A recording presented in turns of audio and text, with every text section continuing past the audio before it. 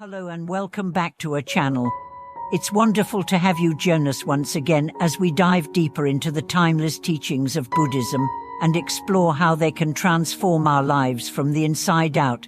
Whether you've been on this path for many years or are just beginning to explore, we are honored that you've chosen to spend time with us. Today's topic touches the heart of one of the most popular and powerful practices in Buddhism, chanting the Buddha's name. Specifically, we are going to answer a question that many practitioners have asked at some point in their journey. Is my Buddha name chanting truly effective? If you've been chanting for weeks, months, or even years and are unsure whether it's bringing results, this video is for you. There are two vital signs that reveal whether your practice is working, and today we're going to unpack those signs in depth. Buddha name chanting, also known as Ennian-fo or Nembutsu, is one of the most accessible and profound forms of practice in Mahayana Buddhism, particularly in the Pure Land tradition. The core of this practice involves the repetition of the Buddha's name, most commonly Amitabha Buddha, as a means of focusing the mind, purifying the heart, and developing a deep connection with the awakened state. At first glance, it seems simple. Repeat Namo Amitabha with sincerity. But what lies beneath this simplicity is an incredibly rich practice that has the potential to transform not only your present life, but also your ultimate destiny. However, many people wonder, I chant every day, but my life doesn't seem to be changing. I still feel stressed. I still have negative thoughts. I still get caught up in conflict and confusion. Am I doing something wrong? Is this working at all? These are not trivial concerns. They are valid questions that deserve thoughtful and compassionate exploration. The first key sign that your chanting is effective is found in the state of your mind and heart, especially in moments of joy and sorrow.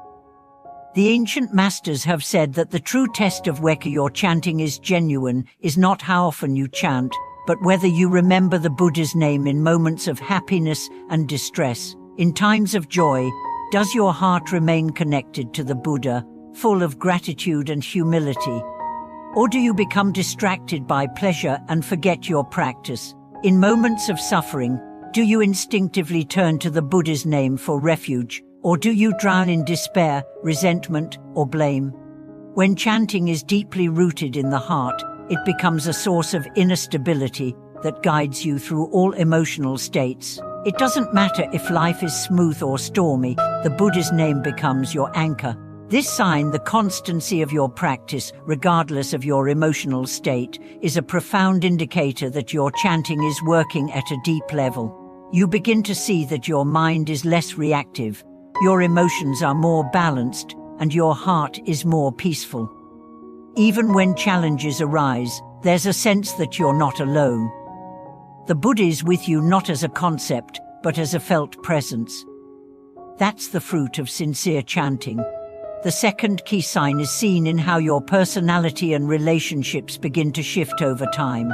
True chanting is not just about reciting words, it's about internal transformation. If you are sincerely chanting the Buddha's name every day, your thoughts should begin to purify.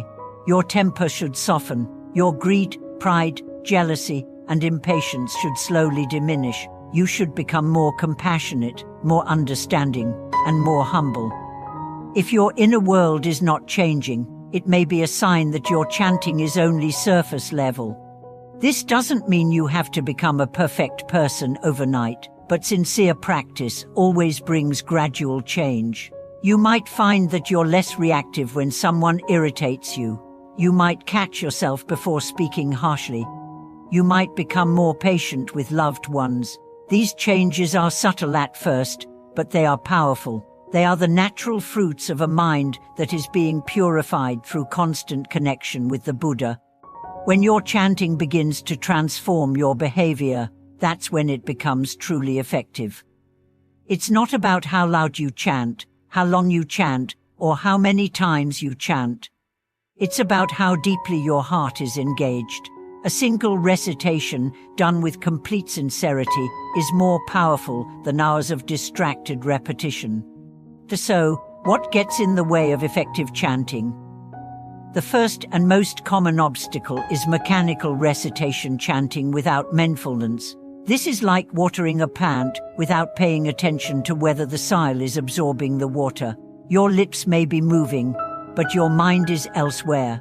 You're thinking about work, family problems, or what you'll eat for dinner. Over time, this kind of practice becomes dry and lifeless. You may even feel that chanting is a burden, something you do just to tick the box. To counter this, bring your full awareness to each recitation. Visualize the Buddha. Feel the presence of compassion and light. Let each syllable sink into your heart. Chant as if your life depends on it, because in many ways, it does. This is your lifeline to clarity, peace, and liberation. Another obstacle is doubt. If you don't believe in the practice, it won't work. Doubt severs the connection between your heart and the Buddha. This doesn't mean you can't have questions. Questions are part of the journey, but deep down, you must trust the path. You must believe that chanting the Buddha's name can lead to transformation, can lead to rebirth in the Pure Land, can lead to the realization of your true nature. This trust gives your chanting its power. So how do you build this trust? By learning from those who have walked the path before you. Read the stories of great masters who found liberation through chanting. Listen to the testimonies of ordinary people who overcame suffering through this practice. Study the sutras, especially the Amitabha Sutra and the Infinite Life Sutra. Surround yourself with a community of sincere practitioners. All of this nourishes your faith and strengthens your resolve. It's also helpful to set an intention before you begin chanting. Don't just chant out of habit. Begin with a prayer. May this practice purify my mind. May it bring me closer to the Buddha. May it benefit all beings. When you infuse your chanting with intention, it becomes a sacred act. It becomes a bridge between your ordinary self and your awakened self. Chanting is not magic. It's not about instant results. It's a process of reorienting your entire being toward wisdom and compassion. It's a journey of returning to your true nature. And on this journey, the two signs we've discussed, the consistency of your chanting in joy and sorrow, and the gradual transformation of your character, are the most reliable indicators of your progress. If you see these signs in your life, rejoice. You are on the path. If you don't see them yet, don't be discouraged. Look more closely. Sometimes the seeds we plant take time to grow. Sometimes the soil needs to be tilled, the weeds removed, the roots nourished. Keep practicing, keep chanting. Keep connecting with the Buddha's name, not as an obligation, but as a love affair between your soul and the awakened mind. Thank you so much for watching this video.